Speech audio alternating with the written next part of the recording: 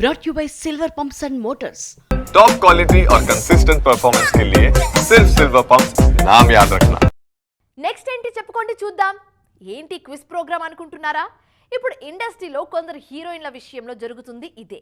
అందరూ స్టార్ హీరోయిన్లే, కానీ వాళ్ళ నెక్స్ట్ సినిమా ఏంటో చెప్పలేని పరిస్థితి. అభిమానులను కన్ఫ్యూజన్లో పెట్టి కెరీర్లో for the first time next project ఏంటో చెప్పుకోండి చూద్దామంటూ కాంటెస్ట్ రన్ చేస్తున్నారు.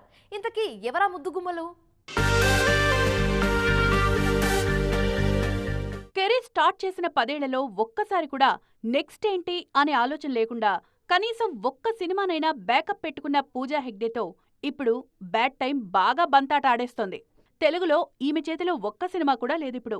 తమిళంలో మాత్రం రజనీకాంత్ కూలీ, విజయ్ జననాయగన్, లారెన్స్ కాంచనా 4 సినిమాలతో బిజీగా ఉన్నారు పూజా.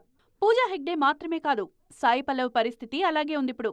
కాకపోతే ఈమెకు తెలుగులో ఛాన్సులు బాగానే వస్తున్నా ఈమె ఒప్పుకోవట్లేదు. తండేల్ తర్వాత పూర్తిగా రామాయణపై ఫోకస్ చేశారు సాయి పల్లవి. హిందీ సినిమాలు మాత్రమే సైన్ చేస్తున్నారు. అక్కడ రామాయణతో పాటు అమీర్ ఖాన్ తనయుడు జునైద్ సినిమాలు చేస్తున్నారు పల్లవి. కెరీర్ మొదలైన 20 ఏళ్లలో ఫస్ట్ టైం అనుష్క శెట్టికి నెక్స్ట్ ఏంటనేది అర్థం కావట్లేదు. ఘాటి ఎప్పుడో పూర్తయింది.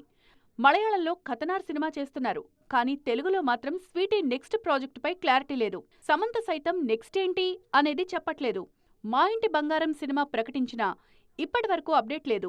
రెజీనా, ప్రగ్యా జైస్వాల్ లాంటి హీరోయిన్లకు కూడా తెలుగులో అవకాశాల్లేవిప్పుడు.